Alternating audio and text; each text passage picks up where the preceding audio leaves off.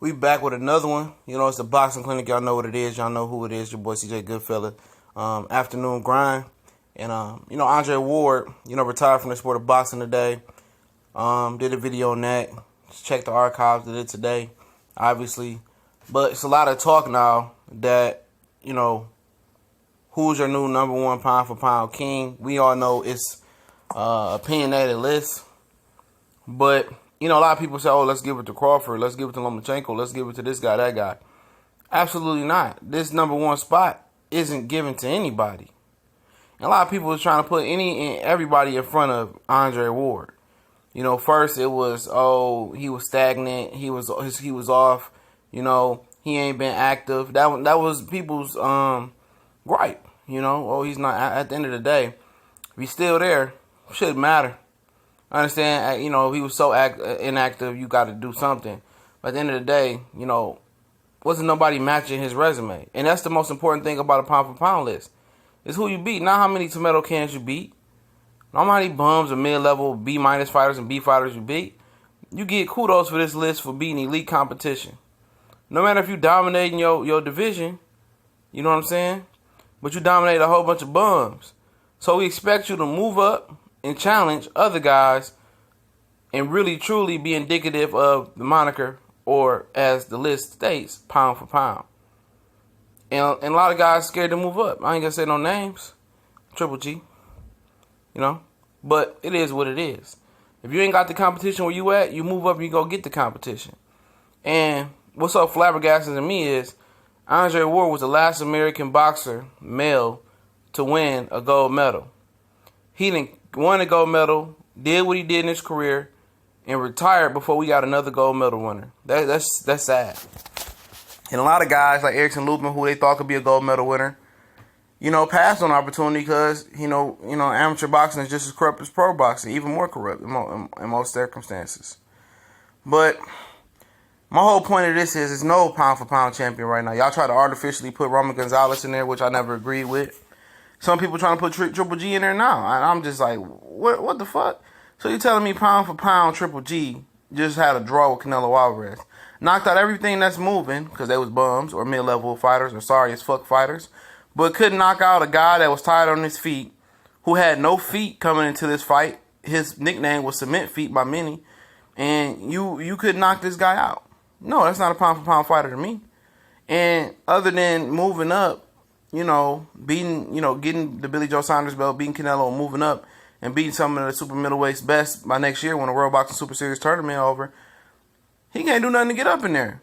He can't. It's over with for him. The blueprint is out. If he moves up, he's dead meat. If he stays at middleweight and tries to fight Charlo and rematch Danny Jacobs, he dead meat. Everybody already knew what's up with him.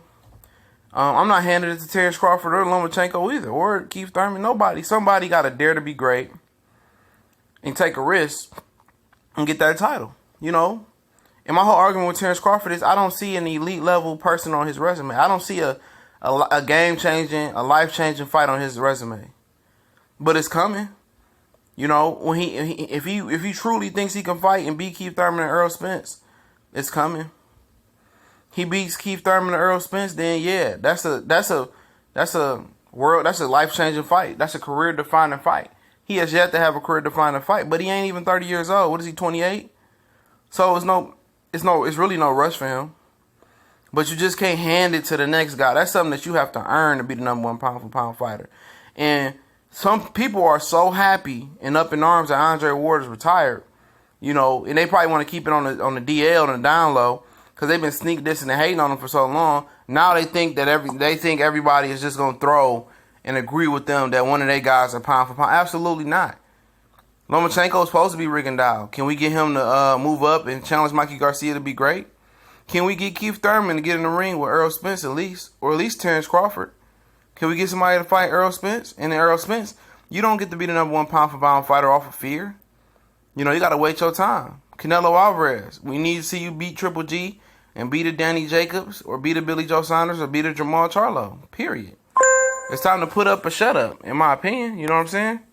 So, at the same time, you just can't hand anybody the keys to boxing and the face of boxing. It's something that's just earned.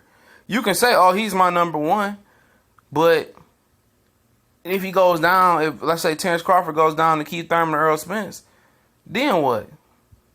Oh, they number one then? Well, in my mind, he never was number one because he never solidified. He never did anything to solidify that. Andre Ward, he beat Carl Froch. He beat Chad Dawson. He went through the Super Six. He moved up, beat Sergey Kovalev. He beat other guys that was his equal, that looked him eye to eye in boxing skills, and in your opinion, that was supposed to beat him or just as skilled as he did. He did that. Nobody on here but Triple G and Canelo seen somebody that's eye to eye. And in my opinion, they wasn't two of the best boxers in the world anyway. I never seen that in both of them. I never seen that. Canelo got the best competition level. But Triple G, he stepped up 3 times in his last 3 fights. Kell Brook, exposed the chink in his armor. Danny Jacobs, in my opinion, beat him. And Canelo Alvarez, in my opinion, beat him. But it wasn't close. I mean, I ain't gonna say it was close. I won't argue with you said Triple G won, but at the end of the day, it wasn't a clear cut victory. It wasn't a dominant victory where I gotta say, oh, he dominated Canelo. He got to be number one. Well, he got to be number 2. Well, he got to be number 3 or 4 or 5. Absolutely not. I think every fighter on this list, other than Canelo Alvarez, is a better boxer than Triple G. But that's my opinion. But like I said, I'm not giving my pound for pound list to none of these mother suckers. And I said suckers, so I ain't gotta say excuse my French. I'm not giving it to none of them. Somebody gotta earn it, make a power move, compromise something, and go make a big fight happen and win a big fight. Nobody on here has won a big fight. But Canelo Alvarez, that's it. And that was sketchy, If you're going to consider Lara a big fight or try a big fight, a lot of people thought he lost both of those fights. So I need somebody to dominate, get a big fight, dominate the fight, or clearly win the fight to get that notoriety. And that's just my opinion. I'm not being pro-black. I'm not being pro-Russian, pro-Mexican, pro-Ukrainian, whatever. I ain't being pro-nobody. I just want somebody to snatch the crown, period.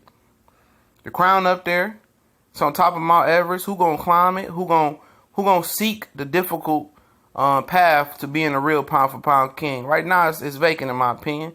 A lot of people get mad. Let's debate. We gone.